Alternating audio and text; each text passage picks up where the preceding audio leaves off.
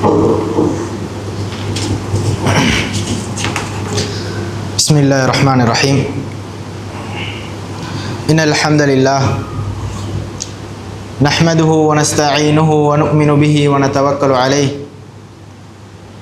ونعوذ بالله من شرور أنفسنا ومن سيئات أعمالنا من يهده الله فلا مضل له ومن يضلله فلا هادي له وأشهد أن لا إله إلا الله وحده لا شريك له وأشهد أن محمدا عبده ورسوله فقد قال الله تعالى في قرآنه الكريم بعد أعوذ بالله من الشيطان الرجيم يا أيها الذين آمنوا اتقوا الله حق تقاته ولا تموتن إلا وأنتم مسلمون يا أيها الناس اتقوا ربكم الذي خلقكم من نفس واحدة وخلق منها زوجها وبث منهما رجالا كثيرا ونساء واتقوا الله الذي تساءلون به والأرحام إن الله كان عليكم رقيبا يا أيها الذين آمنوا اتقوا الله وقولوا قولا سديدا يصلح لكم أعمالكم ويغفر لكم ذنوبكم ومن يطع الله ورسوله فقد فاز فوزا عظيما فإن أصدق الحديث كتاب الله وخير الهدي هدي محمد صلى الله عليه وسلم وشر الأمور محدثاتها وكل محدثة بدعة وكل بدعة ضلالة وكل ضلالة في النار அளவற்ற அருளாளனும் நிகரில்லா அன்புடையோனுமாகிய அல்லாஹுடைய திருப்பெயர் கூறி ஆரம்பம் செய்கிறேன். சலவாத்தும் சலாமும் எம் உயிரிலும் மேலான பெருமானார் ஸல்லல்லாஹு அலைஹி வஸல்லம் அவர்கள் மீதும் அன்னலாரை பின்தொடர்ந்து வாழ்ந்து வந்த உத்தம சஹாபாக்கள், தாபியீங்கள், தாபியீங்கள் அனைத்து நல்லடியார்கள் மீதும் குறிப்பாக என் மீதும் உங்கள் மீதும் என்றென்றும் நிலவட்டுமாக என்று பிரார்த்தித்தவன. ஃபர்து ஐனான ஜும்மாவுடைய கடமையை நிறைவேற்றுவதற்காக அல்லாஹ்வுடைய மாளிகையிலே நேர காலத்தோடு வந்து அமர்ந்திருக்கும் சகோதரர்களே, நல்லடியார்களே, உள்ளும் புறமும் ஒன்றாய் அல்லாஹ்வை அஞ்சி அவனும் அவனது தூதரும் எவற்றையெல்லாம் எமக்கு எடுத்து நடக்கும்படி வழிகாட்டினார்களோ கட்டளையிட்டார்களோ அத்தகைய விடயங்களை எடுத்து நடக்கும்படியும் எந்தெந்த விடயங்களை எல்லாம் விட்டு முற்றுமுழுதாக தவிர்ந்து கொள்ளும்படி தடை விதித்தார்களோ எச்சரிக்கை செய்தார்களோ அத்தகைய விடயங்களை எல்லாம் விட்டு முற்றுமுழுதாக தவிர்ந்து கொள்ளும்படியும் முதலில் எனக்கும் அப்பால் உங்களுக்கும் நசீஹத் எனும் நற்கட்டளை பிறப்பித்தான. அல்லாஹ் தஆலா தனது திருமறையில் சொல்கின்ற பொழுது வ இன் தஅது நிஅமத்தல்லாஹி லா துஹ்ஸூஹா, அல்லாஹ் தஆலா உங்களுக்கு தந்திருக்கின்ற நிஅமத்துகளை நீங்கள் கணக்கிட தொடங்கினால் அதனை ஒரு முடிவிலியாக கணக்கிட்டு முடிக்க முடியாத அளவுக்கு அல்லாஹ் தஆலா உங்களுக்கு அந்த அருட்கொடைகளை தந்திருக்கிறான்னு சொல்லி அல்லாஹ் தஆலா அல் குர்ஆனில் சொல்வதை பார்க்கலாம். மேலான இஸ்லாமிய சகோதரர்களே, அப்படி அல்லாஹ் தஆலா எங்களுக்கு தந்த அருட்கொடைகளில் மிகப்பெரிய அருட்கொடையில் ஒன்றுதான் இந்த இலங்கை நாட்டிலே கம்பா மாவட்டத்திலே ஒரு மைய புள்ளியாக வியாபாரத்திலும் பொருளாதாரத்திலும் சமூக விடயங்களிலும் கல்வி தொடர்பான விடயங்களிலும் கூட ஒரு மையப்புள்ளியாக திகழக்கூடிய இந்த திஹாரி எனக்கூடிய இந்த ஊரிலே என்னையும் உங்களையும் வசிக்க வைத்திருக்கிறார். அல்லாஹ் தஆலா அல் குர்ஆனிலே சொல்கின்ற பொழுது வலவ் அன்ன அஹ்லல் குரா ஆமனு வத்தகவ், அதாவது நல்லவர்கள் வாழ்கின்ற ஊர்களுக்கு அல்லாஹ் தஆலா கொடுக்கின்ற அருட்கொடைகளை பற்றி சொல்கின்ற பொழுது ஒரு ஊர்வாசிகள் ஈமான் கொண்டு அல்லாஹ்வை அஞ்சியவர்களாக இருப்பார்களானால் லஃபதஹ்னா அலைஹிம் பரகாத்தஸ் ஸமாவாதி வல் அர்த், அவர்களுக்கு வானத்தினுடைய பூமியுடைய பரக்கத்தினுடைய வாயில்களை எல்லாம் நான் திறந்து விடுகிறேன் என்று சொல்லி அல்லாஹ் தஆலா சொல்கிறான். அதே அல்லாஹ் தஆலா அல் குர்ஆனிலே இன்னொரு இடத்தில் சொல்கின்ற பொழுது பாதிகள் இருக்கக்கூடிய ஊர்களை பற்றி அவர்களை அல்லாஹ் தஆலா எப்படி கவனிப்பான் போன்ற விடயங்களை பற்றி சொல்கின்ற பொழுது, வஇதா அரதுனா அன் நுஹ்லிக கரியதன் அமர்னா முத்ரஃபிஹா, ஒரு ஊரை நாங்கள் அழிக்க வேண்டும் என்று சொல்லி நாங்கள் நாடினோம் என்று சொன்னால், அந்த ஊரிலே இருக்கின்ற செல்வந்தர்களுக்கு என்னை கட்டுப்படுமாறு நான் ஏவுவேன். அந்த செல்வந்தர்கள் என்ன செய்வார்கள் என்று சொன்னால், அல்லாஹ்வுடைய அந்த கட்டளையை மீறுவார்கள். அப்படி அவர்கள் மீறுகின்ற பொழுதெல்லாம் ஃபதம்மர்னாஹ தத்மீரா, அவர்களை ஒரு கடுமையான பிடியாக நான் பிடிப்பேன் என்று சொல்லி அல்லாஹ் தஆலா அல் குர்ஆனிலே சொல்வதை பார்க்கலாம். அதே போல் அல்லாஹ் தஆலா இன்னொரு இடத்தில் சொல்கின்ற பொழுது, ஃபலம்மா நஸூமா துக்கிரு பிஹி, நான் வழங்கிய இந்த திக்ருகளை, இந்த அதாவது நினைவூட்டல்களை, இந்த மார்க்கத்தை யாரெல்லாம் மறந்து வாழ்கிறார்களோ, யாரெல்லாம் மறக்கிறார்களோ, அவர்கள் மறக்கும் போதெல்லாம் ஃபதஹ்னா அலைஹிம் அப்வாப குல்லி ஷை, அவர்களுக்கு, அந்த சமூகத்துக்கு, அந்த ஊர்வாசிகளுக்கு நாங்கள் அனைத்தினுடைய வாயில்களையும் திறந்து விடுவோம் என்று சொல்லி அல்லாஹ் தஆலா சொல்கிறார். மேல அல்லாஹ் தஆலா நல்லவர்களை பற்றி சொல்கின்ற பொழுது, வானத்தினுடைய பூமியினுடைய பரக்கத்தினுடைய வாயில்களை நான் திறந்து விடுகிறேன் சொல்கிறார். தற்பொழுது தீயவர்கள் ஒரு ஊரில் வாழ்கின்ற பொழுது அவர்களுக்கு அனைத்தினுடைய வாயில்களையும் நான் திறந்து விடுகிறேன் சொல்லி அல்லாஹ் தஆலா சொல்கிறார். அல்லாஹ் தஆலா சொல்லிவிட்டு தொடர்ந்து சொல்கிறான், நாங்கள் அப்படி அனைத்தினுடைய வாயில்களையும் திறந்ததன் பின்னால ஹத்தா இதா ஃபரிஹு பிமா ஆது, அவர்களுக்கு நாங்கள் வழங்கியதை கொண்டு அவர்கள் சந்தோஷம் அடைவார்கள். அப்ப அந்த சந்தோஷம் அடைகின்ற நேரம் வரைக்கும் அவர்களுக்கு அல்லாஹ் தஆலா அனைத்தினுடைய வாயில்களையும் திறந்து விடுவார்.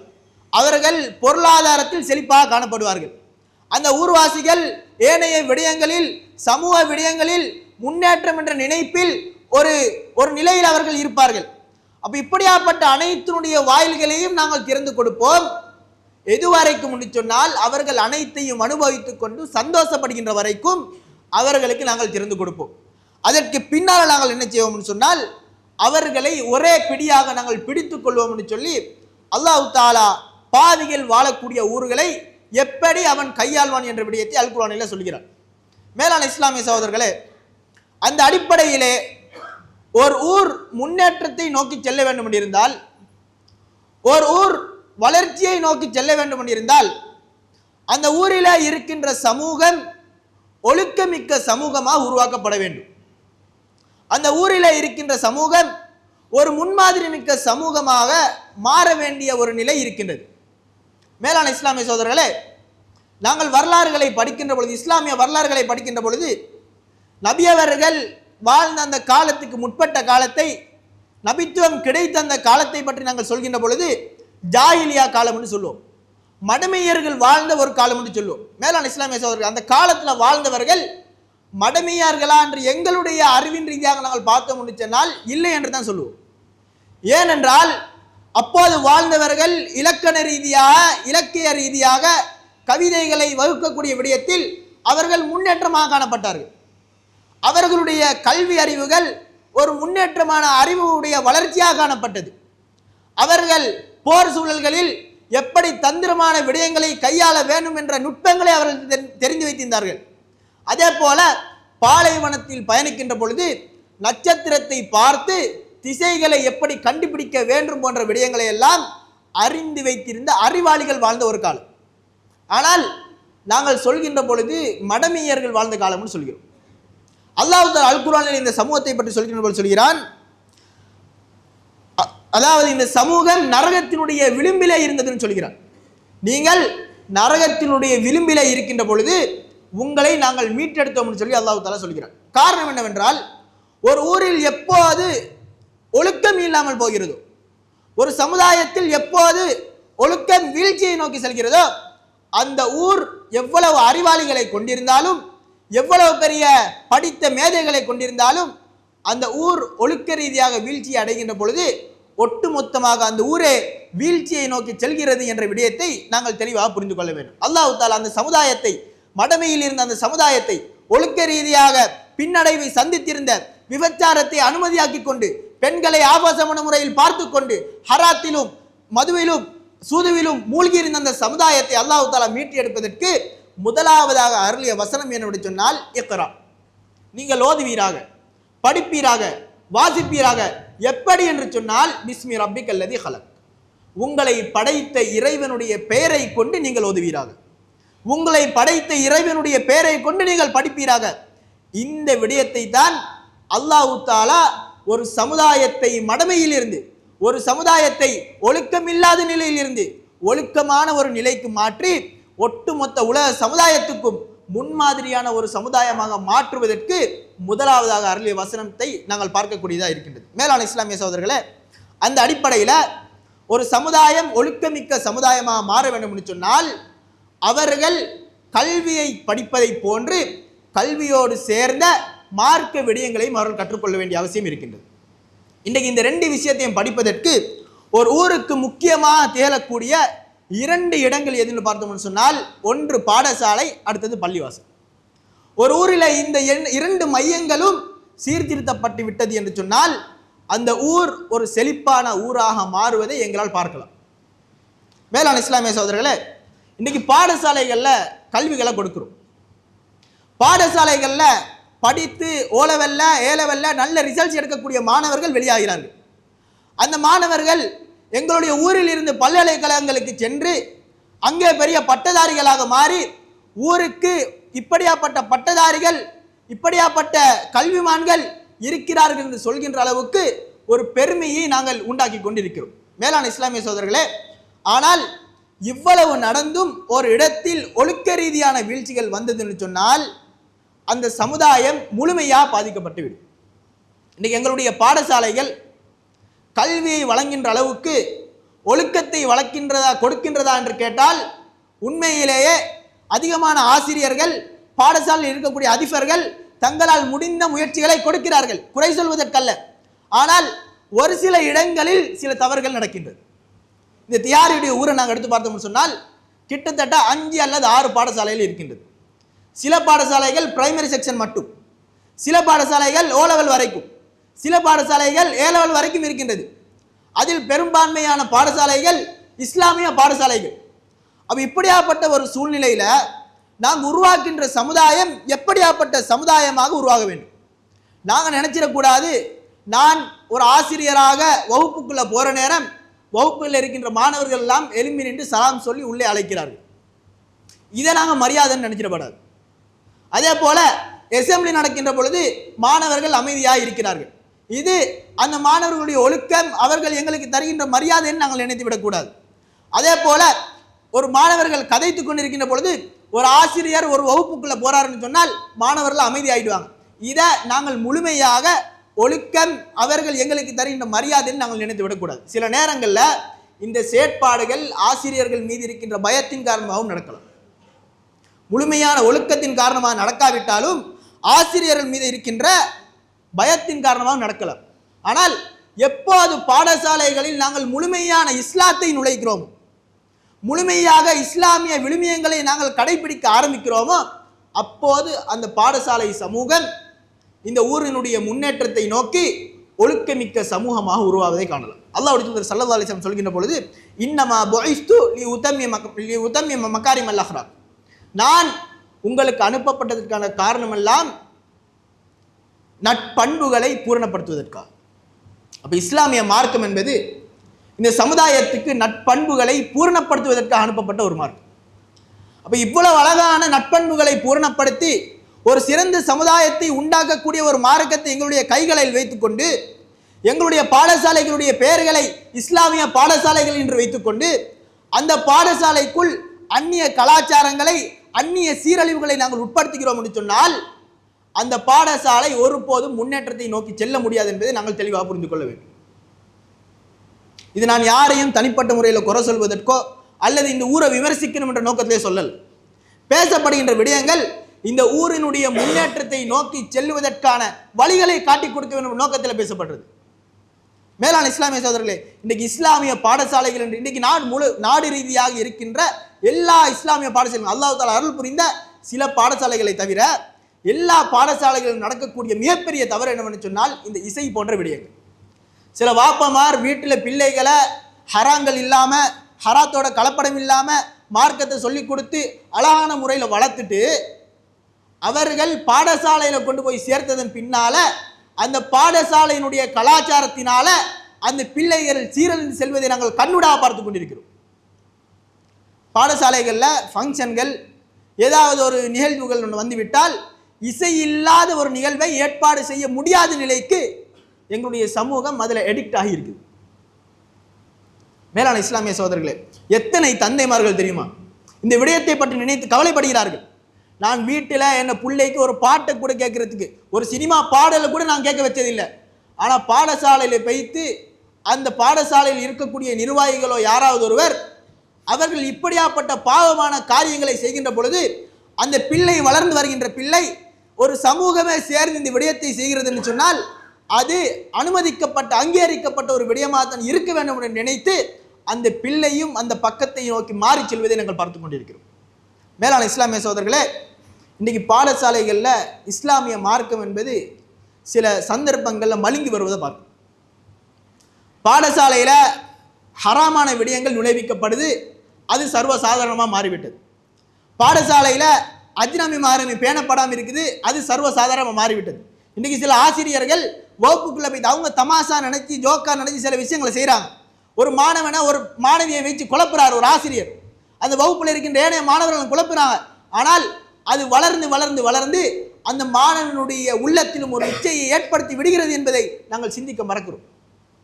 சில நேரங்களில் எங்கள் அறியாமல் சில தவறுகள் நடப்பதற்கு நாங்களே காரணமாக மாறிவிடுகிறோம்.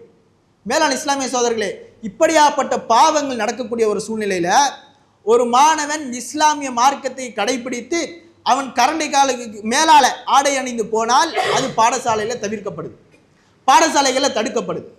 இஸ்லாமிய விழுமியத்தை பின்பற்றி அவன் தாடி வளர்க்க ஆரம்பித்தால் அது பாடசாலையால் தடுக்கப்படுது.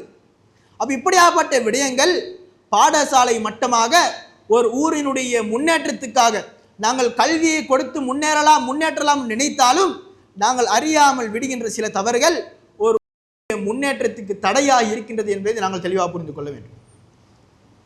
இன்றைக்கு ஆசிரியர்களை பொறுத்த வரைக்கும் ஒரு சமுதாயத்தினுடைய முன்னேற்றத்துக்கு மிகப்பெரிய பங்கு வகிக்கக்கூடியவர்கள் ஆசிரியர்கள். காரணம் என்னவென்று சொன்னால் அவர்கள் கொடுக்கின்ற கல்வியோடு சேர்த்து அவர்கள் ஊட்டுகின்ற ஒழுக்கம் அந்த மாணவனுக்கு ஒரு முன்னுதாரணமாக அமையும். பின்னடைவில் இருக்கின்ற ஒரு மாணவனை அவர்கள் ஊக்குவித்து அந்த மாணவனை ஃபோக்கஸ் பண்ணி அவனை முன்னேறுவதற்கான வழிகளை ஒரு ஆசிரியர் வழிவகுத்து கொடுத்தாருன்னு சொன்னால் அந்த மாணவன் ஒரு சமுதாயத்தில் முன்னேறி இருக்கின்ற ஒரு நிலைக்கு அவன் மாறுவான். இன்றைக்கு கவலைக்குரிய விடயம், அதிகமான மாணவர்களை சந்திக்க கிடைக்கின்ற பொழுது அவர்கள் சில சந்தர்ப்பங்கள் அழுது சொல்லக்கூடிய ஒரு விடயம் என்னவென்று சொன்னால், என் வீட்டில் எனக்கு நிம்மதி இல்லை, வீட்டில் என்னுடைய தாய் தாப்பன் யாராவது ஒருவருக்கு சண்டை, அந்த நிம்மதி இல்லாமல் பாடசாலையில் வந்து நான் அந்த யோசனையில் வகுப்பில் அமர்ந்து கொண்டிருக்கிறேன். ஆனால் சில சந்தர்ப்பங்களில் நான் டவுட் கேட்கறதுக்காக என் டீச்சர்கிட்ட சேர்கிட்ட நான் முன் வருகின்ற பொழுது என்னை அவர்கள் தட்டி விடுகிறார்கள்.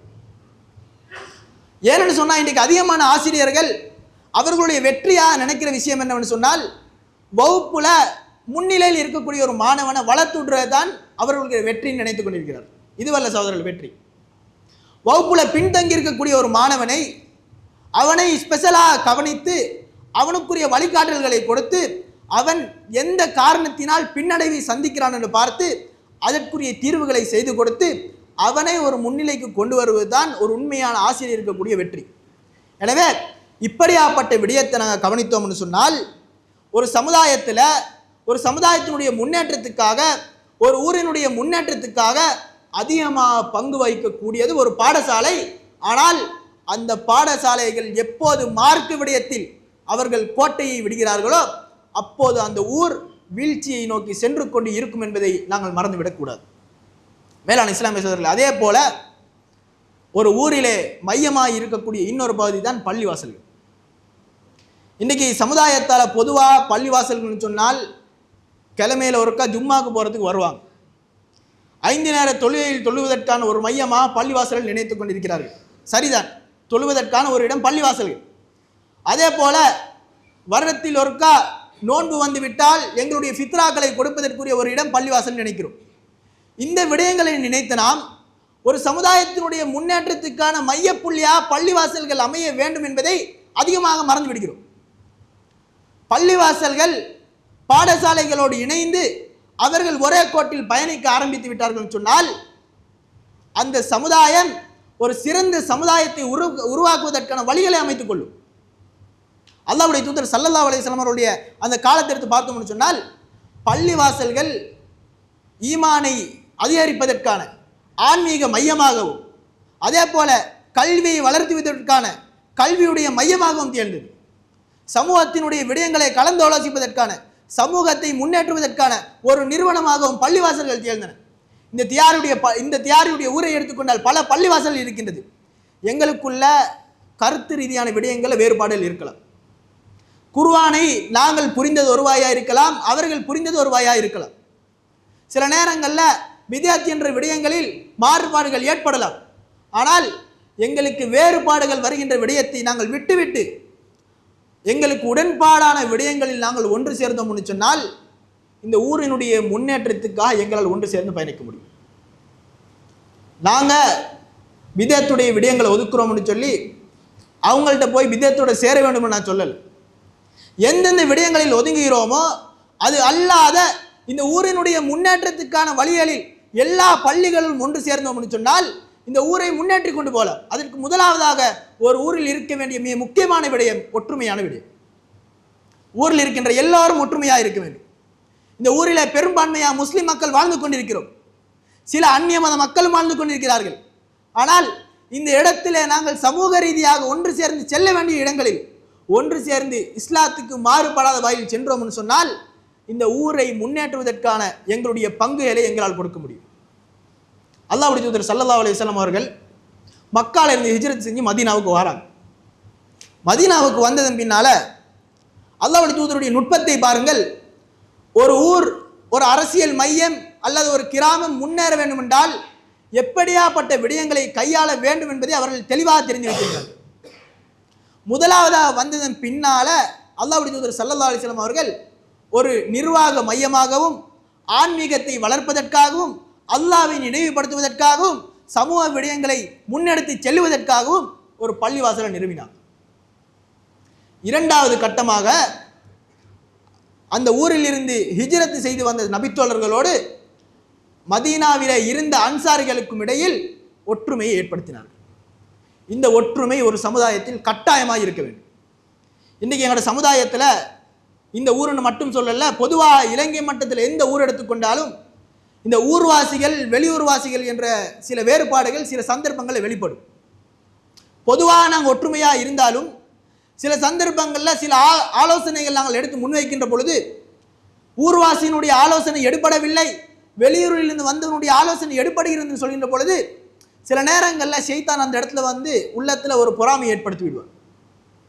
இந்த பொறாமையின் காரணமாக அந்த ஆலோசனைக்கு எதிராக அந்த நிர்வாகங்கள் அல்லது அந்த பள்ளிவாசல்கள் அல்லது அந்த ஜமாத்துகள் எடுக்கின்ற அந்த திட்டங்களுக்கு எதிராக மறைமுகமாக இருந்து சதி செய்யக்கூடிய ஒரு நிலைமையும் ஏற்படும். இந்த பொறாமை என்ற விடயம் இரண்டு வாயில வரலாம். சிலாக்களுக்கு எனக்கு இடம் கிடைக்காம அவனுக்கு கிடைச்சிட்டு என்ற நோக்கத்தில் வரலாம். சிலர்கள் நானும் போகக்கூடாது அவனும் போகக்கூடாது என்ற நோக்கத்தில் வரலாம். அப்போ இந்த ரெண்டு பட்ட விதத்திலும் சமூகத்துக்கு மத்தியில் பொறாமைகள் ஏற்படுவதனால் ஒரு ஊரினுடைய முன்னேற்றம் வீழ்ச்சியை நோக்கி சென்று கொண்டிருக்கின்றது. யாருடைய ஆலோசனையாக இருந்தாலும், யார் வழங்குகின்ற ஆலோசனையாக இருந்தாலும், யார் கொடுக்கின்ற திட்டமாக இருந்தாலும் இந்த ஊரினுடைய நலவுக்காக அது கொடுக்கப்படுதுன்னு சொன்னால் அது ஊர்வாசியாக இருந்தாலும் வெளியூரிலிருந்து வந்தவர்களாக இருந்தாலும் யாராக இருந்தாலும் அதனை அவர்கள் ஏற்றுக்கொண்டு முன்னெடுத்து செல்வதற்கான வழிகளை வகுத்து கொடுக்க வேண்டும். அதுதான் ஒருவன் உண்மையாகவே அவனுடைய ஊரின் மீது வைத்திருக்கின்ற நேசத்தினுடைய பற்றினுடைய வெளிப்பாடு. அல்லாஹ்வுடைய தூதர் ஸல்லல்லாஹு அலைஹி வஸல்லம் அவர்கள் இந்த ஒற்றுமையை ஆரம்பத்தில் ஏற்படுத்தி விட்டார். முஹாஜிர்களையும் அன்சார்களையும் ஒருவருக்கொரு சகோதரர்களாக மாற்றி நீங்கள் அனைவரும் ஒரே சகோதரத்துவத்தை போன்று நீங்கள் வாழ வேண்டும் சகோதரர்களாக அவர்கள் வாழ்ந்து காட்டினார்கள். அப்படியாப்பட்ட முன்னுதாரணமாக திகழ்ந்தார்கள் அந்த நபித்தோழர்கள். மூன்றாவது கட்டமாக அல்லாஹ்வுடைய தூதர் ஸல்லல்லாஹு அலைஹி வஸல்லம் அவர்கள் இந்த உலகத்தினுடைய வரலாற்றை எடுத்து பார்க்கின்ற பொழுதெல்லாம் சமூக நீதிக்காக சமூக ஒற்றுமைக்காக போடப்பட்ட முதலாவது அரசியல் சாசனம் என்பது இந்த அரசியல் சாசனம் தான். அல்லாஹ்வுடைய தூதர் ஸல்லல்லாஹு அலைஹி வஸல்லம் அவர்கள் மதீனாவிலே இருக்கக்கூடிய முஸ்லிம்கள் முஸ்லிம் அல்லாதவர்கள் எல்லாருக்கும் சேர்த்து ஒரு மதீனா சாசனத்தை ஏற்பாடு செய்தார்கள். இதில் கிட்டத்தட்ட வரலாற்று ஆசிரியர்கள் சொல்கின்ற பொழுது சிலர்கள் 47 விதிகள் அமைந்தது, சிலர்கள் சொல்கிறார்கள் 52 விதிகள் அந்த மதீனா சாசனத்தில் காணப்பட்டுச்சு. இந்த மதீனா சாசனத்துடைய மிக முக்கியமான விடயங்கள் என்னவென்று சொன்னால், முதலாவது விடயம், இந்த சமூகம் ஒற்றுமையாக நல்லிணக்கத்தோடு வாழ வேண்டும். சமய நல்லிணக்கம் அல்ல, சமூக நல்லிணக்கம். சமய நல்லிணக்கம்னு சொல்ல போனால் அவர்களுடைய சமய விடயங்களிலும் சென்று நாங்கள் இணக்கமாக வாழுவது, இதை இஸ்லாம் அனுமதிக்கவில்லை. பிற மத கலாச்சாரத்தை அவர்களுக்கும் எங்களுடைய மதத்தை எங்களுக்கும் பின்பற்றுமாறு இஸ்லாம் வழிகாட்டியிருக்கின்றது. லக்கும் தீனுக்கும் வலியதி, அதுதான் இஸ்லாமியுடைய மார்க்க ரீதியான விடயங்களில் சொல்கின்ற ஒரே தீர்ப்பு. ஆனால் அல்லாஹ்வுடைய தூதர் ஸல்லல்லாஹு அலைஹி வஸல்லம் அவர்கள் சமூக நல்லிணக்கத்தை ஏற்படுத்தினார்கள். முஸ்லிம்கள் முஸ்லிம் அல்லாதவர்கள் அனைவரும் ஒன்றாக ஒன்றுபட்டு இந்த ஊரினுடைய முன்னேற்றத்துக்காக அவர்களால் முடிந்த ஒத்துழைப்புகளை கொடுக்க வேண்டும். எங்களுடைய சமூகத்தில் எங்களுடைய ஊரிலே வாழக்கூடிய முஸ்லிமாக இருக்கலாம், முஸ்லிம் அல்லாதவர்களாக இருக்கலாம், கஷ்டங்கள் துன்பங்கள் என்று வருகின்ற பொழுது அவர்களுக்கு ஏதாவது அனர்த்தங்கள் ஏற்பட்டதன் பின்னால் ஏதாவது கஷ்டங்கள் வந்துவிட்டால் அல்லது ஏதாவது குடும்ப ரீதியான சிக்கல்கள் வந்துவிட்டால் ஊரிலே இருக்கின்றவர்கள் பாகுபாடு பார்க்காமல் அவர்களுக்கான உதவிக்கரங்களை நீட்ட வேண்டும். இது ஒரு ஊரினுடைய முன்னேற்றத்துக்கான முதல் படியாக அமையும். அல்லாஹ்வுடைய தூதர் ஸல்லல்லாஹு அலைஹி வஸல்லம் அவர்கள் அந்த விடயத்தை முதலாவதாக மையமாக வைத்து அந்த மதீனா சாசனத்தை உருவாக்கினார். இரண்டாவது விடயம், அந்த ஊரில் வாழக்கூடிய யாராக இருந்தாலும் அவர்களுக்கு மத சுதந்திரம் இருக்கின்றது. உங்களுடைய மதத்தை நீங்கள் பின்பற்றலாம், எங்களுடைய மதத்தை நாங்கள் பின்பற்றுவோம். எங்களுடைய மதத்தை பின்பற்றுவதற்காக உங்களை நாங்கள் வற்புறுத்த மாட்டோம், நீங்களும் எங்களை வற்புறுத்தக்கூடாது. உங்களுடைய சடங்கு சம்பிரதாயங்களை நீங்கள் நிம்மதியாக செய்யலாம் என்று சொல்லி அந்த மதீனாவிலே வாழ்ந்த முஸ்லிம் அல்லாதவர்களுக்கு அல்லாஹ்வுடைய தூதர் ஸல்லல்லாஹு அலைஹி வஸல்லம் அவர்கள் மத சுதந்திரத்தை கொடுத்தார்கள். மூன்றாவது விடயமாக அந்த ஊருக்குரிய பாதுகாப்பை அல்லாஹ்வுடைய தூதர் ஸல்லல்லாஹு அலைஹி வஸல்லம் அமைத்தார்கள். வெளியூரில் இந்த ஊருக்கு எதிராக யாராவது சதி செய்ய வந்தார்கள் சொன்னால், யாராவது போர் தொடுத்து வந்தார்கள் சொன்னால், இந்த ஊரிலே இருக்கின்ற எல்லோரும் ஒன்று சேர வேண்டும் என்ற அந்த விதியை ஏற்படுத்தினார்கள். ஒரு ஊரினுடைய முன்னேற்றத்துக்கான வழி அல்லாஹ்வுடைய தூதர் ஸல்லல்லாஹு அலைஹி வஸல்லம் அவர்கள் ஏற்பாடு செய்தார்கள். நான்காவதாக அல்லாஹ்வுடைய தூதர் ஸல்லல்லாஹு அலைஹி வஸல்லம் அவர்கள் இந்த மதீனா சாசனத்தில் மையமாக ஏற்படுத்திய ஒரு விடயம் தான் சமூக நீதி என்பது. முஸ்லீமாக இருக்கலாம், முஸ்லீம் அல்லாதவர்களாக இருக்கலாம், யாராக இருந்தாலும் நீதி என்று வருகின்ற பொழுது அனைவருக்கும் சமமாக நடக்க வேண்டும். அவர்களுக்குரிய நீதி உரிய உரிமை சென்று சேர வேண்டும் என்று அல்லாஹ்வுடைய தூதர் ஸல்லல்லாஹு அலைஹி வஸல்லம் அவர்கள் அந்த மதீனா எனக்கூடிய அந்த ஊரை ஒற்றுமைப்படுத்தி முன்னேற்றத்தை நோக்கி செல்வதற்காக என்னென்ன வழிகளை எல்லாம் செய்ய முடியுமோ அப்படியாப்பட்ட வழிகளை செய்து கொடுத்தார்கள். இது ஒரு ஊர் முன்னேறுவதற்கான வழிகள்.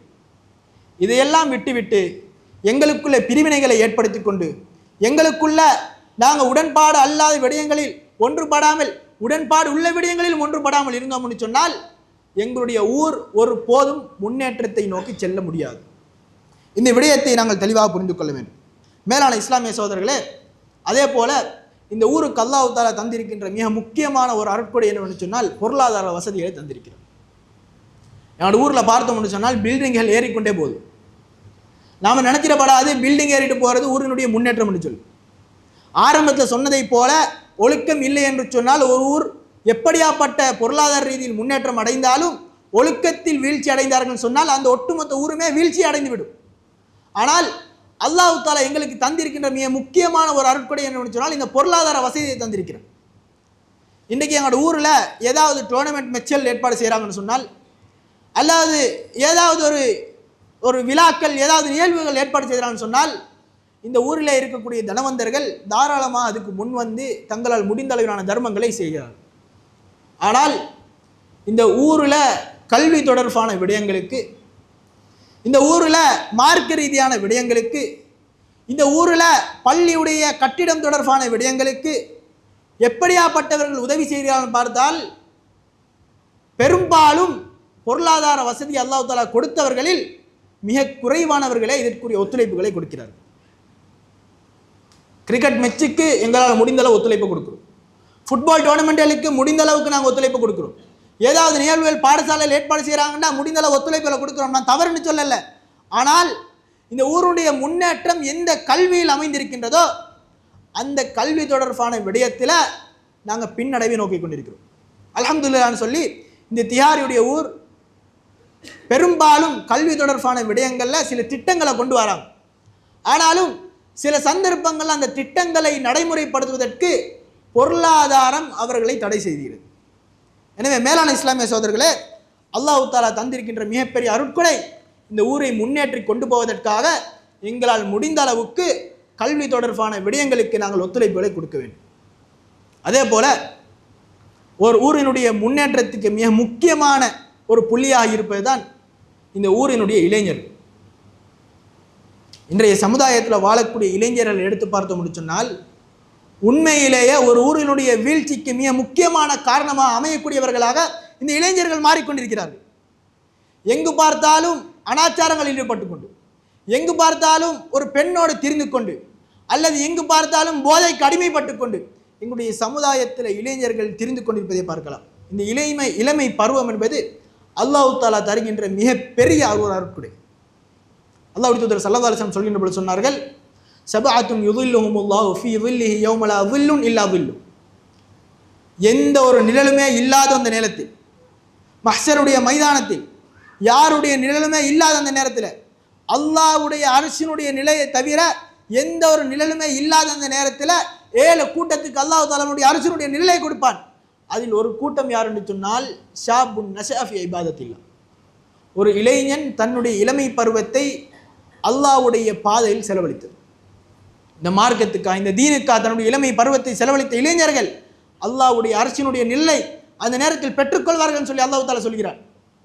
ஆனால் இந்த விடயத்தை மறந்தவர்களாக பெரும்பாலும் இளைஞர்கள் அழிவை நோக்கி சென்று கொண்டிருப்பதை பார்க்கலாம். சஹாபாக்களுடைய வரலாறுகளை எடுத்து பார்த்தோம்னு சொன்னால், இஸ்லாமிய வரலாறுகளை எடுத்து பார்த்தோம்னு சொன்னால், ஒரு ஊரினுடைய முன்னேற்றத்துக்காக, ஒரு சாம்ராஜ்யத்தை கைப்பற்றுவதற்காக எல்லா விடயங்களிலும் மிக அதிகமாக ஒத்துழைப்பு செய்தவர்கள் இளைஞர்கள். இஸ்லாமினுடைய வளர்ச்சிக்காக அதிகமாக ஒத்துழைப்பு செய்தவர்கள் இளைஞர்கள். எத்தனை இளைஞர்களுடைய வரலாறுகள் நாங்கள் எடுத்து பார்க்கிறோம். இந்த இஸ்லாமியுடைய வளர்ச்சிக்காக, பின்னால் வருகின்ற சமுதாயம் ஒரு நல்ல சமுதாயமாக வாழ வேண்டும் என்ற ஒரே நோக்கத்துக்காக தங்களுடைய உயிர்களை தியாகம் செய்து, தங்களுடைய உயிர்களை துச்சமாக மதித்து அல்லாஹ்வுடைய பாதையிலே தங்களுடைய உயிர்களை தியாகம் செய்த இளைஞர்களுடைய வரலாறுகளை படித்துக் கொண்டிருக்கிறோம். ஆனால் அந்த பரம்பரையில் வந்த நாம் அந்த தியாகிகளுடைய வரலாறுகளை படித்து அதன் மூலமாக இஸ்லாத்தை ஏற்று இஸ்லாமிய பரம்பரையில் வளர்கின்ற நாம் இப்படியாப்பட்ட வரலாறுகளை மறந்தவர்களாக சீரழிவை நோக்கி சென்று கொண்டிருக்கிறோம் என்று சொன்னால், எங்களை போன்ற நஷ்டவாளிகள், எங்களை போன்று ஒரு ஊரினுடைய முன்னேற்றத்துக்கு தடையாக இருக்கக்கூடியவர்கள் யாருமே இருக்க முடியாது சகோதரர்களே. அல்லாஹ்வுடைய தூதர் ஸல்லல்லாஹு அலைஹி வஸல்லம் அவர்களோடு வாழ்ந்த ஒரு இளமை நபித்தோழர் சஅத் இப்னு முஆத் ரலியல்லாஹு அன்ஹு அவர்கள் வெறுமனே 6 வருட காலம் தான் இஸ்லாத்தை ஏற்று வாழ்ந்தார்கள். வெறும் 6 வருட காலம். நானும் நீங்களும் 15, 20, 25, 30, 40 வருடங்களாக வாழ்ந்து கொண்டிருக்கிறோம். ஆனால் இந்த இஸ்லாத்துக்காக நாங்கள் எதனை செய்தோம் என்று கேட்டால் கேள்விக்குறியாக மாறிவிடுகின்றது. 6 வருடம் வாழ்ந்த ஒரு நபித்தோழர் மரணித்ததன் பின்னால் எந்த ஒரு வானவர் அல்லாஹ்வுடைய வேதத்தை எடுத்துக்கொண்டு இந்த பூமிக்கு இறங்குவாரோ அந்த வானவர் ஒரு தனி மனிதனுடைய மரண செய்திக்காக இந்த உலகத்துக்கு இறங்கி அல்லாஹ்வுடைய தூதர் ஸல்லல்லாஹு அலைஹி வஸல்லம் சொன்னார்கள், இஹ்தஸ அர்ஷுர் ரஹ்மானி லிமௌத்தி சஅத் இப்னு முஆத். சஅத் இப்னு முஆதுடைய மரணத்துக்காக அல்லாஹ்வுடைய அர்ஷே நடுங்கியதுன்னு சொல்லும் அளவுக்கு ஒரு மனிதர், ஒரு இளைஞர் வாழ்ந்து காட்டினார்னு சொன்னால், இப்படியாப்பட்ட இளைஞர்கள் எங்களுக்குரிய முன்மாதிரியாக இருக்க வேண்டும். இப்படியாப்பட்ட இளைஞர்களை முன்மாதிரியாக எடுத்து அவர்களுடைய வழியில் நாங்கள் நடக்க வேண்டும். ஒரு ஊரினுடைய முன்னேற்றத்துக்கு நாங்கள் மையப்புள்ளியாக திகழ வேண்டும். அதையெல்லாம் விட்டுவிட்டு வெறுமனே சொற்ப நேர இன்பத்துக்காக ஒரு அதாவது போதைக்கு அடிமைப்பட்டு இந்த சமுதாயத்தினுடைய சீரழிவுக்காக நாங்கள் மாறுகிறோம் என்று சொன்னால், மேலான இஸ்லாமிய சகோதரர்களே, ஒரு ஊரினுடைய அழிவுக்கு நாங்கள் மிக முக்கியமான காரணமாக மாறிவிடுவோம். நாளை மறுமை நாளில் அல்லாஹ் தஆலா விசாரிக்கின்ற பொழுது இப்படியாப்பட்ட மையப்புள்ளியான இளைஞர்கள் ஒரு போதும் தப்பிக்கவே முடியாது என்பதை நாங்கள் தெளிவாக புரிந்து கொள்ள வேண்டும். மேலான இஸ்லாமிய சகோதரர்களே, இந்த போதை என்பது ஒரு மிகப்பெரும் அரக்கனாக மாறிக்கொண்டு வருகிறது எல்லா ஊர்களிலும். எங்களோட ஊர் எடுத்தோம்னு சொன்னாலும் அதிகமான இடங்களில் போதைகள் பரிமாறப்பட்டு கொண்டிருக்கின்றது. இந்த போதை எனக்கூடிய இந்த அரக்கன் எங்களோட ஊரில் இருக்கக்கூடிய பாடசாலைகளை கூட விட்டுவிடவில்லை என்பது கவலைக்குரிய ஒரு விடயம். நான் ஆரம்பத்திலே சொன்னதை போன்று எந்த பாடசாலையில் மார்க்கம் கொடுக்கப்படவில்லையோ அந்த பாடசாலை ஒழுக்கத்தை இழந்துவிடும். ஒழுக்கத்தை ஒரு பாடசாலை இழந்து விட்டதுன்னு சொன்னால் அந்த பாடசாலைக்குள்ள எந்தெந்த விடயமெல்லாம் சமூக சீரழிவுக்கான காரணமாக மாறிவிடுமோ அந்த சீரழிவெல்லாம் நுழைந்து விடும். அதனுடைய வெளிப்பாடோ என்னமோ தெரியல. அல்லாஹ் தஆலா எங்களை பாதுகாக்க வேண்டும். இன்றைக்கு எங்களுடைய ஊரில் இருக்கக்கூடிய பாடசாலைகளுக்குள்ளேயும் இந்த மது போதை பாவனைகள் ஊடுருவி கொண்டிருக்கிறது. சில நேரங்களில் பெண் பிள்ளைகளை கூட இது விட்டுவிடல். வேளாண் இஸ்லாமிய சகோதரர்களே, எங்களுடைய ஊரை நாங்கள் கட்டி எழுப்ப வேண்டும் என்று சொன்னால் அனைவரும் ஒற்றுமையாக ஒன்றுபட வேண்டும். ஒன்றுபட கடமைப்பட்டிருக்கிறோம். சமூக சீரழிவுக்கான காரணங்களாக எதுவெல்லாம் அமைகிறதோ அது எல்லாத்தையும் நாங்கள் பிரிவினைகள் பார்க்காமல், மத வேறுபாடுகள் பார்க்காமல், இந்த ஊரினுடைய முன்னேற்றத்துக்காக எல்லோரும் ஒன்றுபட்டு அதில் ஒத்துழைப்புகளை வழங்கிறோம்னு சொன்னால் நிச்சயமாக ஒழுக்க ரீதியான முன்மாதிரியான ஒரு ஊராக எங்களுடைய ஊரை எங்களால் மாற்றி அமைக்க முடியும்.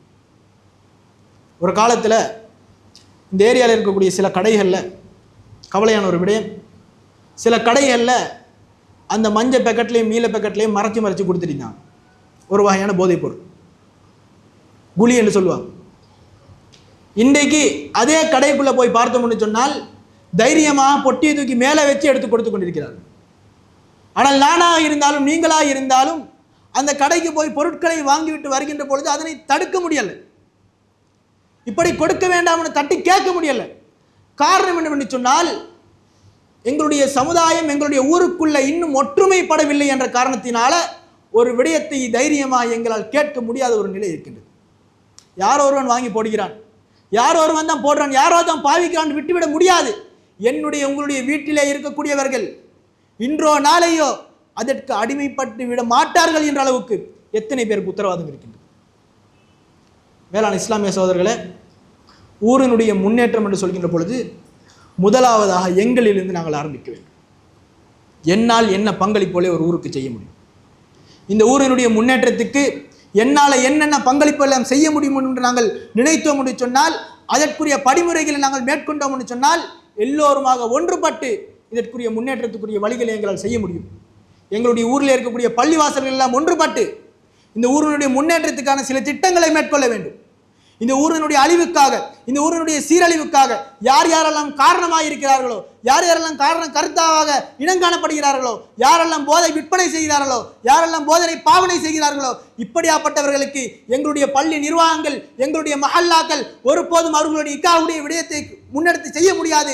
அதற்கு நாங்கள் ஒத்துழைப்பு வழங்க மாட்டோம். அவர்களுடைய மரணத்துக்கு கூட நாங்கள் எங்களுடைய பள்ளியால் அதற்குரிய இடத்தை கொடுக்க மாட்டோம் என்று சொல்லி நாங்கள் எங்களுடைய ஊருடைய சீரழிவுக்கு யாரெல்லாம் காரணமாக இருக்கிறார்களோ அவர்களுக்கு எதிரான திட்டங்களை நாங்கள் மேற்கொண்டோம் என்று சொன்னால் நிச்சயமாக அதற்கு பயந்தாவது ஒரு 50% அதிலிருந்து விலகுவதற்கான வாய்ப்புகள் இருக்கு. எனவே மேலான இஸ்லாமிய சகோதரர்களே, ஒரு ஊரினுடைய முன்னேற்றத்துக்காக என்னென்ன விடயங்களை எல்லாம் எங்களால் செய்ய முடியுமோ அப்படியாப்பட்ட ஒத்துழைப்புகளை என்னாலும் உங்களாலும் எங்களுடைய சக்திக்குட்பட்டவாறு கொடுப்பதற்கு நாங்கள் அனைவரும் கடமைப்பட்டிருக்கிறோம். அல்ஹம்துலில்லாஹ் வஸ்ஸலாத்து வஸ்ஸலாமு அலா ரசூலில்லாஹ் வ அலா ஆலிஹி வஸஹ்பிஹி அஜ்மஈன். அம்மா பாத். மேலான இஸ்லாமிய சகோதரர்களே, இன்றைக்கு ஒரு ஊரினுடைய வீழ்ச்சிக்கான காரணமாக மிக முக்கியமான காரண கருத்தாவாக அமைவது பிறர் மீது கொள்ளுகின்ற பொறாமையை போன்று சிலர்கள் பெருமை அடிப்பதும் ஒரு காரணமாக இருக்கின்றது. இன்றைக்கி பொருளாதாரத்தில் ஒரு முன்னேற்றத்தை அடைந்து விட்டால் அல்லது ஏதாவது பதவி விடயங்களில் ஒரு முன்னேற்றத்தை அடைந்து விட்டால் சமுதாயத்தில் இருக்கக்கூடிய ஊரில் இருக்கக்கூடிய ஏனையவர்களை மதிக்காத நிலை அல்லாஹ் தஆலா அருள் புரிந்தவர்களை தவிர இன்றைக்கி சிலவர்களுக்கு மத்தியில் சர்வசாதாரணமாக மாறிவிட்டு, நாங்கள் ஒரு விடயத்தை மறந்துவிடக்கூடாது. எங்களுக்கு தருகின்ற பொருளாதாரமாக இருந்தாலும், கிடைக்கின்ற அந்தஸ்துகளாக இருந்தாலும், பதவிகளாக இருந்தாலும், பட்டங்களாக இருந்தாலும் அல்லாஹ் தஆலா எங்களுக்கு அருள் புரிந்ததன் காரணத்தினால்தான் அது கிடைச்சிக்குது. அல்லாஹ் தஆலா நாடி விட்டான் என்று சொன்னால் அதனை பறிப்பதற்கும் அவன் போதுமானது. அல்லது அல்லாஹ் தஆலா நாடி விட்டான் என்று சொன்னால் ஒரு சமூகத்துக்கு மத்தியில், ஒரு ஊருக்கு மத்தியில் சாதாரணமான ஒருவனை பிரபலப்படுத்தி அந்த மனிதன் பிரபலியம் அடைந்து அவன் பெருமையை அடித்து கொண்டிருக்கின்ற பொழுது அதே சமுதாயத்துக்கு மத்தியில் அவனை இழிவுபடுத்துவதற்கும் அல்லாஹ் தஆலா சக்தி படைத்தது. இந்த விடயத்தை நாங்கள் தெளிவாக புரிந்து கொண்டோம்னு சொன்னால் எங்களுடைய உள்ளத்தில் ஒருபோதும் பெருமை வந்துவிடாது. பெருமை என்பது என்ன? முதலாவது விடயம், பெருமை என்பது ஒரு உண்மையை மறுக்கிறது. எனக்கு கிடைக்கின்ற ஒரு பதவியோ ஒரு பொருளாதாரமோ ஏதாவது ஒரு விடயமாக இருக்கலாம். இந்த விடயம் அல்லாஹ்விடம் தான் எனக்கு கிடைத்தது என்று சொல்லி அந்த உண்மையை நாங்கள் மறுக்கிறோம். அதனால தான் பெருமை வருது. இது என்னுடைய முயற்சியால், என்னுடைய சக்தியால் தான் இதனை நான் சம்பாதித்தேன் என்று ஒருவன் நினைக்கிறான் என்று சொன்னால் ஒருவன் ஒரு உண்மையை மறுக்கிறான், அதனால் பெருமை வருகிறது. இரண்டாவது விடயம், ஏனைய மனிதர்களை இழிவாக பார்ப்பது. நான் ஒரு அந்தஸ்தில் முன்னேறிட்டேன், அடுத்தவன் என்னை விட கீழானவன், அடுத்தவன் எனக்கு கீழே இருக்கக்கூடியவன் சொல்லி ஒரு இழிவான நோக்கம் யாரிடம் வருகிறதோ அவனிடம் பெருமை வந்து விடுகிறது. இந்த பெருமையை பற்றி அல்லாஹ்வுடைய தூதர் ஸல்லல்லாஹு அலைஹி வஸல்லம் அவர்கள் அதிகமாக எச்சரித்தார்கள். யாருடைய உள்ளத்தில் அணுவள வேணும் பெருமை இருக்கின்றதோ அவன் சுவனம் நுழைய முடியாதுன்னு சொல்லி அல்லாஹ்வுடைய தூதர் ஸல்லல்லாஹு அலைஹி வஸல்லம் சொன்னார்கள். இவ்வளவு எச்சரித்த ஒரு விடயம் இந்த பெருமை. ஆனால் எங்களுடைய ஊரில் அல்லாஹ் தஆலா அருள் புரிந்தவர்களை தவிர இலங்கை மட்டத்திலும் கூட சில நேரங்களில் சில அந்தஸ்துகள், பதவி உயர்வுகள், பொருளாதார வசதிகள் கிடைக்கின்ற பொழுது இந்த பெருமை என்ற ஷைத்தானுடைய குணத்தை ஆட்டோமேட்டிக்காக ஷைத்தான் வந்து எங்களுடைய உள்ளத்திலே புகுத்த பார்ப்பான். அதே போல் இன்னொரு சாரார் இருக்கிறாங்க, எந்த ஒரு வசதியும் இருக்காது, அவர்கள் பெருமை அடிப்பதற்குரிய எந்த ஒரு விடயமும் இருக்காது, ஆனால் பெருமை அடிப்பார்கள். அல்லாஹ்வுடைய தூதர் ஸல்லல்லாஹு அலைஹி வஸல்லம் அவர்கள் 3 சாராரை பற்றி சொல்கின்ற பொழுது, இவர்களை அல்லாஹ் தஆலா பார்க்கவும் மாட்டான், பேசவும் மாட்டான், அவர்களை பரிசுத்தப்படுத்தவும் மாட்டான், அல்லது நெருங்கவும் மாட்டான் சொன்னார்கள். இந்த 3 சாரார் யாருன்னு சொன்னால், முதலாவது வயது முதிர்ந்து விபச்சாரம் செய்பவர், இரண்டாவது பொய் சொல்லக்கூடிய தலைவர்கள், அது பள்ளி தலைவராக இருக்கலாம், பாடசாலை தலைவராக இருக்கலாம், சமூக தலைவர்களாக இருக்கலாம், நாட்டினுடைய தலைவராக இருக்கலாம், எப்படியாப்பட்ட தலைவராக இருந்தாலும் பொய் சொல்லக்கூடிய தலைவர்களை அல்லாஹ் தஆலா ஏறெடுத்தும் பார்க்க மாட்டான். மூன்றாவது யாருன்னு சொன்னால், பெருமை அடிக்கக்கூடிய ஏழை. அவன்கிட்ட பெருமை அடிக்கிறதுக்கு எந்த ஒரு ரீசனும் இல்லை, வறுமையில் இருக்கிறான், ஆனால் சில சந்தர்ப்பங்களில் அவன் பெருமை அடிக்கக்கூடியவனாக மாறுவான். இப்படியாப்பட்டவர்கள் அல்லாஹ் தஆலா ஏறெடுத்தும் பார்க்க மாட்டான்னு சொல்லி அல்லாஹ்வுடைய தூதர் ஸல்லல்லாஹு அலைஹி வஸல்லம் சொன்னார்கள். மேலான இஸ்லாமிய சகோதரர்களே, எனவே பெருமை என்பது ஒரு ஊரினுடைய வீழ்ச்சிக்கு மிக முக்கியமான காரணமாக அமைந்துவிடும். அதே போல இன்னொரு காரணம்தான் சமூகத்துக்கு மத்தியில் பிறரை பற்றி புறம் பேசி திரிவது. அல்லாஹ்வுடைய தூதர் ஸல்லல்லாஹு அலைஹி வஸல்லம் சொன்னார்கள், அதாவது உங்களில் யாரும் பிறரை பற்றி புறம் பேச வேண்டாம். அல்லாஹ்வுடைய தூதர் ஸல்லல்லாஹு அலைஹி வஸல்லம் எச்சரித்த ஒரு விடயம், பிறருடைய மானத்தில் விளையாடுவது தொடர்பை எச்சரித்தார்கள். அதே போல் அல்லாஹ் தஆலா அல் குர்ஆனில் சொல்கின்ற பொழுது, யா அய்யுஹல்லதீன ஆமனு இஜ்தனிபு கஸீரம் மினல்-ظن, அதிகமான எண்ணங்களை நீங்கள் தவிர்த்து கொள்ளுங்கள். ஏனென்று சொன்னால், இன்ன பஅத-ظن எண்ணங்களில் சிலவை பாவமானது. வலா தஜஸ்ஸஸு, நீங்கள் துருவி ஆராய வேண்டாம். வலா யக்தப் பஅதுக்கும் பஅதா, ஒருவரை ஒருவர் புறம் பேசி திரிய வேண்டாம் என்று சொல்லி அல்லாஹ் தஆலா அல் குர்ஆன் எச்சரிக்கிறான்னு சொன்னால், நாங்கள் ஊரிலேயோ அல்லது வேற எங்கேயாவது ஒரு இடத்தில் எந்த இடத்துக்கு போனாலும் ஒருவரை பற்றி புறம் பேசக்கூடாது, ஒருவரை பற்றி தப்பெண்ணம் கொள்ளக்கூடாது, ஒருவரை பற்றி துருவி ஆராயக்கூடாது. இப்படியாப்பட்ட செயற்பாடுகள் எங்கெல்லாம் ஏற்படுகிறதோ அந்த சமுதாயம் வீழ்ச்சியை நோக்கி செல்லும் என்பதை நாங்கள் தெளிவாக புரிந்து கொள்ள வேண்டும். எனவே மேலான இஸ்லாமிய சகோதரர்களே, நாங்கள் ஒழுக்க ரீதியாக முன்னேற வேண்டும். எங்களுடைய பொருளாதார ரீதியில் நாங்கள் இந்த சமூகத்துக்கு முடியுமான அளவிலான ஒத்துழைப்புகளை கொடுக்க வேண்டும். எங்களால் முடிந்த அளவுக்கு எங்களுடைய சக்திக்குட்பட்டவாறு எந்தெந்த ஒத்துழைப்புகளை நாம் கொடுக்க முடியுமோ அந்த ஒத்துழைப்புகளை கொடுப்பதற்கு நாங்கள் முயற்சிக்க வேண்டும். இதையெல்லாம் விட்டுவிட்டு நாங்கள் அல்லாஹ்வுக்கு மாறு செய்து வாழ்ந்தோம்னு சொன்னால் அல்லாஹ் தஆலா எந்த சமுதாயங்களை எல்லாம் அழித்தான்னு சொல்லி அல் குர்ஆனில் வரலாற்று ரீதியாக சொல்லியிருக்கிறான். லூத் அலைஹிஸ்ஸலாமுடைய சமூகம் ஒழுக்க ரீதியாக வீழ்ச்சி அடைந்தது போது அல்லாஹ் தஆலா அழித்தான். அதே போல சுவைப் அலைஹிஸ்ஸலாமுடைய சமுதாயம் பொருளாதாரத்தில் மோசடி செய்த பொழுது அந்த சமுதாயத்தை அல்லாஹ் தஆலா அழித்தான். அதே போல ஆத் சமூதுடைய சமூகம் அவர்கள் பெருமை அடித்து திரிந்த போது அல்லாஹ் தஆலா அந்த சமுதாயத்தை அழித்தான். எனவே இப்படியாப்பட்ட பாவங்கள் எந்த ஊரிலே எந்த சமூகத்துக்கு மத்தியில் ஊடுருவோமோ அந்த செயற்பாடெல்லாம் அந்த சமுதாயத்தை அந்த ஊரை அழிவின் பாதையை நோக்கியே இட்டுச் செல்லும் என்பதை நாங்கள் தெளிவாக புரிந்து கொள்ள வேண்டும். எனவே எங்களால் முடிந்த அளவுக்கு எங்களுடைய ஊரினுடைய முன்னேற்றத்துக்கு எந்தெந்த விடயங்கள் எல்லாம் கொண்டு சென்றால் அது ஒரு முன்னேற்றத்துக்கான வழியை வகுத்து கொடுக்கும் நாங்கள் தெரிந்து வைத்திருக்கிறோமோ அந்த விடயங்களில் எங்களால் முடிந்த அளவுக்கு ஒத்துழைப்புகளை கொடுத்து எங்களுடைய ஊரினுடைய முன்னேற்றத்துக்கு எங்களுடைய ஒத்துழைப்புகளை கொடுத்து ஈரோடிலும் வெற்றி பெறக்கூடிய கூட்டத்தில் அல்லாஹ் தஆலா நம் அனைவரும் சேர்த்தல் புரிவானாக. அகூலு கௌலி ஹாதா வஸ்தக்ஃபிருல்லாஹி லி வலக்கும் வ லி ஜமீஇல் முஸ்லிமீன வல் முஸ்லிமாத் வஸ்தக்ஃபிரு இன்னஹு லகஃபூருர் ரஹீம். அகிமிஸ் ஸலாஹ்.